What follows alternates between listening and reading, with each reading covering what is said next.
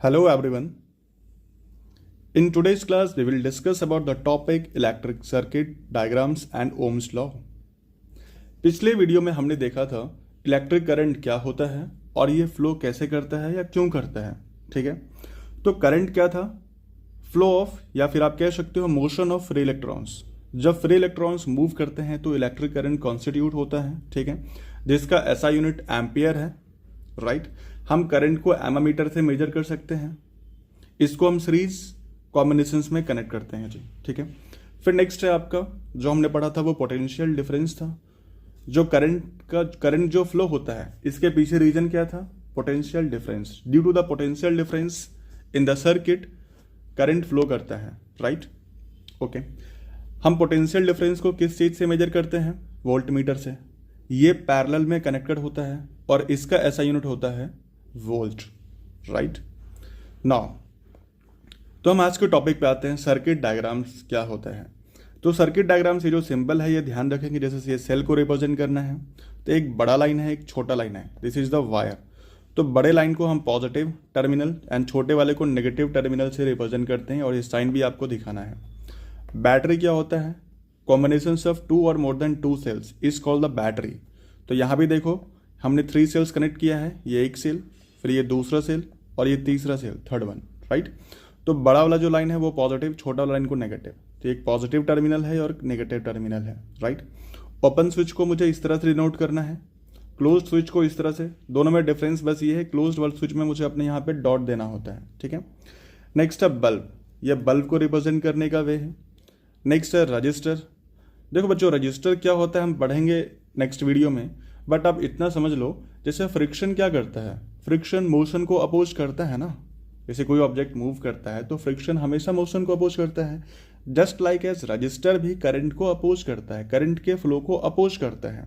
किस तरह करता है, कैसे करता है, किस किस फैक्टर पे ये डिपेंड करता है, तो ये सारा चीज़ हम पढ़ेंगे नेक्स्ट वीडियो में। ठीक है, फिर है आपका वेरिएबल रेजिस्टेंस। नाम ही है वेरिएबल, वैसा रेजिस्टेंस जो वैरी कर सकता है, हम उसको इस तरह से सिंबल से डिनोट कर सकते हैं।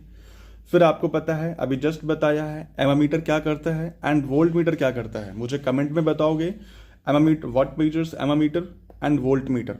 राइट, और इसका जो कनेक्टेड है, कनेक्शन है, वो किस तरह होता है, सीरीज में या फिर पैरेलल में होता है, ये आप मुझे बताओगे।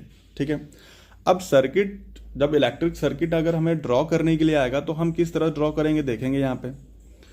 तो यहाँ पे हमने सेल लिया, कॉम्बिनेशन ऑफ सेल जिसको बैटरी कह सकते हो, स्विच है, रेजिस्टेंस है। ठीक है, अब ध्यान देने वाली बात यह है कि जैसे ये सेल बैटरी है, बड़ा लाइन पॉजिटिव, छोटा नेगेटिव। आपको पता है बच्चों, करंट हमेशा पॉजिटिव टर्मिनल से नेगेटिव टर्मिनल की तरफ जाता है। क्या मैं कह सकता हूँ करंट जो है ये पॉजिटिव से नेगेटिव की तरफ जाएगा? करंट यहाँ पॉजिटिव से, करंट आई मान लो फ्लो कर रहा है, ये पॉजिटिव टर्मिनल से नेगेटिव टर्मिनल जाएगा। Is it clear? ठीक है, अब मुझे एमामीटर, ये है आपका एमामीटर जो कि सीरीज कॉम्बिनेशंस में है। डायरेक्टली देखो, जो एक वायर हम ले गए ना, इसी वायर के साथ ये कनेक्टेड है, एक्स्ट्रा किसी, यानी इसके पास एक ही रास्ता यहाँ पे है। तो ये सारा हम आपको समझाएंगे जब हम रेजिस्टेंस को एडिंग करना सीखेंगे ना, तो आपको वहाँ बहुत ही अच्छे से क्लियर हो जाएगा कि series combinations and parallel combinations क्या होता है। ठीक है, तो हम एमामीटर को यहाँ ऐड किए हैं। ठीक है, और वोल्ट मीटर जो है वो पैरेलली कनेक्टेड होता है, तो हम वोल्ट मीटर को यहाँ पे पैरेलली कनेक्ट करेंगे जी। ठीक है, क्योंकि हमें पता है कि वोल्ट मीटर जो है ये पैरेलली कनेक्ट होता है। राइट, तो हमने यहाँ पे वोल्ट मीटर भी कनेक्ट कर दिया। अब ध्यान ये देना है कि जिस डायरेक्शन में करंट फ्लो कर रहा है वहाँ पे मुझे एमामीटर का सिंबल प्लस देना है और यहाँ पे माइनस देना है। वोल्ट मीटर के साथ भी यही है, करंट जो है वो इस डायरेक्शन में जा रहा है, मतलब इधर से जाएगा तो इस डायरेक्शन में जाएगा। तो जिस डायरेक्शन में करंट फ्लो कर रहा है दैट मीन्स जहाँ से इंटर होता है वहाँ पॉजिटिव, जहाँ से बाहर निकलेगा वहाँ नेगेटिव। देखो करंट यहाँ आ रहा था, यहाँ से इंटर किया पूजिटिव, ये नेगेटिव। फिर करंट जैसे इधर जाएगा, इधर से इंटर करेगा तो ये पॉजिटिव, फिर ये नेगेटिव है। ठीक है ना, तो ये चीज़ ध्यान रखना है। कई बार आपसे पूछा भी जाता है कि भाई ये सर्किट डायग्राम जो है वो सही बना है कि नहीं। तो यहाँ पे एमामीटर और वोल्ट मीटर का जो साइन है ना प्लस माइनस का, वो इधर उधर कर देता है। तो इस चीज़ का ध्यान रखना है, जिधर से करंट इंटर होता है वो हमेशा पॉजिटिव होना चाहिए और जिधर से बाहर निकलेगा वो नेगेटिव है। तो ये वे है, एक तरीका है कि हम किस तरह से कनेक्ट करते हैं। ठीक है बच्चों, तो I think electric circuit diagrams जो है वो क्लियर हो चुका होगा और कैसे हम डायग्राम ड्रॉ करते हैं ये भी चीज़ आपको क्लियर हो चुका होगा। ठीक है, now we will discuss about Ohm's law. तो ओम्स लॉ किन के द्वारा दिया गया था? एक German physicist George Simon Ohm के द्वारा ओम्स लॉ दिया गया है, ठीक है। और इनका जो एक्सपेरिमेंट है उससे हम ओम्स लॉ को समझते हैं, ठीक है। इन्होंने क्या एक्सपेरिमेंट किया था, क्या एक्टिविटी था, वो एक्टिविटी अपन यहाँ पे समझने की कोशिश करते हैं, ठीक है। यहाँ पे आपको एक सर्किट दिख रहा होगा, दिख रहा है ना सबको, ठीक है। अब देखो यहाँ पे मल्टीपल सेल्स है, जैसे एक सेल यहाँ पे है, फिर 2 है, 3 है, 4 है ना। और हम जो एक्सपेरिमेंट उनका था तो वो क्या था, जैसे फर्स्ट ऑफ ऑल उन्होंने एक सेल को कनेक्ट किया, अपने डिवाइस जो सर्किट है उनको एक सेल से कनेक्ट किया, और यहाँ पे एमामीटर करंट मेजर करेगा, हम जानते हैं। और ये वोल्ट मीटर जो है ये पोटेंशियल डिफरेंस मेजर करेगा। ऑफ कोर्स अगर आप सेल बढ़ाओगे तो वोल्टेज बढ़ेगा, यानी वी की वैल्यू बढ़ेगा वहाँ पे, है ना। तो इनका एक्सपेरिमेंट में यही था कि उन्होंने पहले एक सेल कनेक्ट किया सर्किट में और दोनों का रीडिंग नोट किया उन्होंने। फिर उन्होंने दूसरा सेल, यानी that means 2 cells at a time connect किया, और फिर उन्होंने वोल्ट मीटर और एमामीटर का रीडिंग नोट किया। Is it clear? फिर उन्होंने 3 सेल्स आपस में कनेक्ट किए और फिर वोल्ट मीटर और एमामीटर का रीडिंग नोट किया। फिर लास्ट में उन्होंने 4 सेल कनेक्ट किया और फिर उन्होंने वोल्ट मीटर और एमामीटर का रीडिंग नोट किया जी, ठीक है। तो जब वो रीडिंग देख रहे थे ना, तो उनके पास एक रिजल्ट ये दिखा कि जो पोटेंशियल डिफरेंस है, जो पोटेंशियल डिफरेंस फाइंड हो रहा है वो डायरेक्टली प्रोपोर्शनल टू करंट है। उन्होंने क्या रिलेशन देखा बच्चों कि V is directly proportional to current.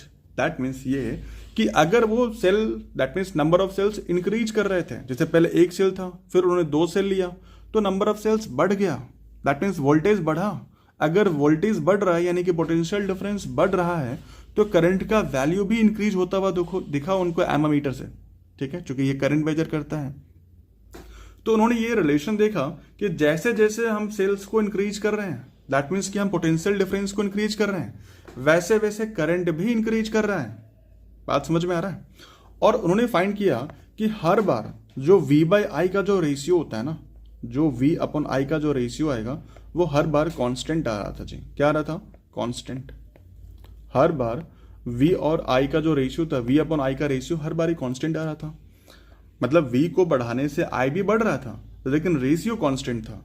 तो सर एग्जांपल दो। देखो फॉर एग्जांपल जब पोटेंशियल डिफरेंस मान लेते हैं 4 वोल्ट था तो करंट था 2 वोल्ट। फिर मान लेते हैं करंट जो हो गया वो 3 वोल्ट, मतलब इसको हम 6 वोल्ट कर लेते हैं, पोटेंशियल डिफरेंस 6 वोल्ट हो गया तो करंट वहाँ पे 3 एम्पियर का फ्लो करने लग गया। फिर करंट मान लेते हैं आप कि ये हो गया 8 volt, sorry potential difference 8 volt हो गया तो करंट यहाँ पे 4 एम्पियर हो गया। तो देखा कि जैसे जैसे पोटेंशियल डिफरेंस बढ़ रहा है, पहले 4 वोल्ट था, फिर 6 वोल्ट हुआ, फिर 8 वोल्ट हुआ, ठीक है।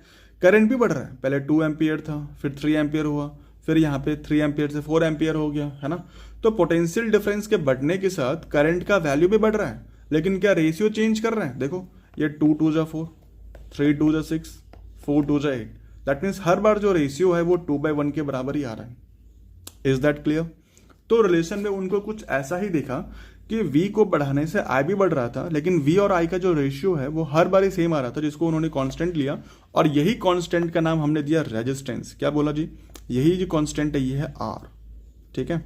और इसका R का नाम ही क्या पड़ा? रेजिस्टेंस नाम पड़ा। इसका क्या नाम पड़ा? रेजिस्टेंस, ठीक है। तो यहां से आपके पास फॉर्मूला क्या बन गया? ध्यान से देखेंगे, V इज इक्वल्स टू, यानी V/I is equals to R, जिसको अगर आप क्रॉस मल्टीप्लाई करके लिखोगे तो V is equals to I into R। यही ओम्स लॉ है। क्या ये फॉर्मूला सबको क्लियर है? जहाँ पे R हमारा कांस्टेंट है, रेजिस्टेंस जो है वो कांस्टेंट है यहाँ पे। Is that clear? अब यहाँ पे जो R का फॉर्मूला V/I है तो इसका यूनिट को देख लेते हैं।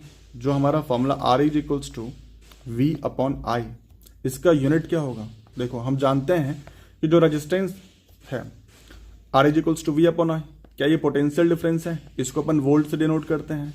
ये करंट है, इसको एम्पियर से डिनोट करते हैं। और ये जो रेजिस्टेंस है इसको हम जॉर्ज सिमन ओम के रिस्पेक्ट में इसका जो यूनिट है वो अपन ओम यूनिट करते हैं, ओम से रिप्रेजेंट करते हैं।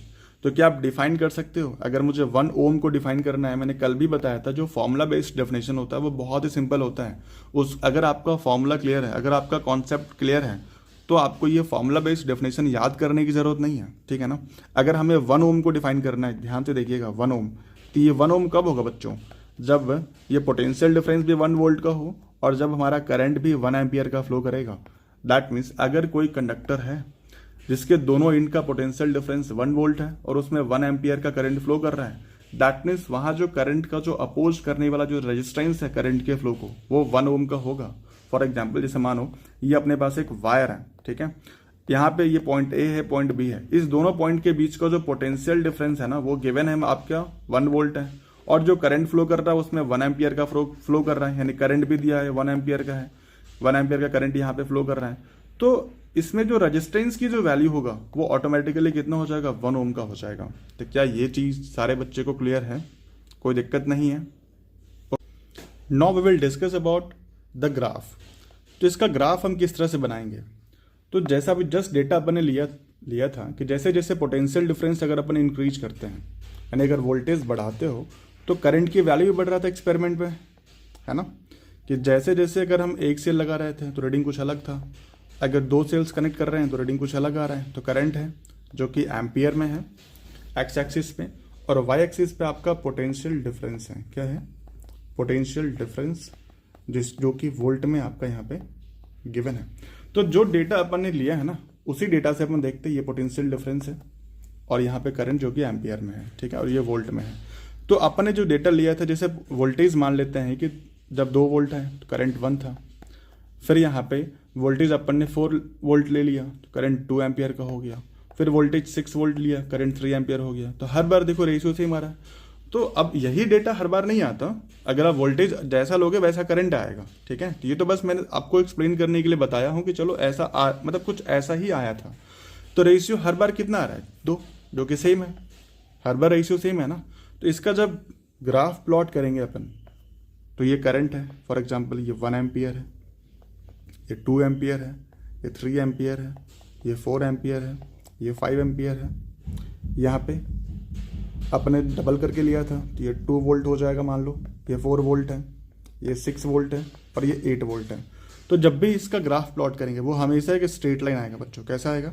हमेशा एक स्ट्रेट लाइन आएगा, ठीक है, क्योंकि हर बार रेशियो यानी स्लोप हर बार सेम है। तो जब भी इसका ग्राफ प्लॉट करेंगे आप, ये एक स्ट्रेट लाइन आएगा। तो ये ग्राफ भी ध्यान रखना है, क्योंकि ग्राफ भी प्लॉट करने के लिए एग्जाम में आ सकता है, ठीक है।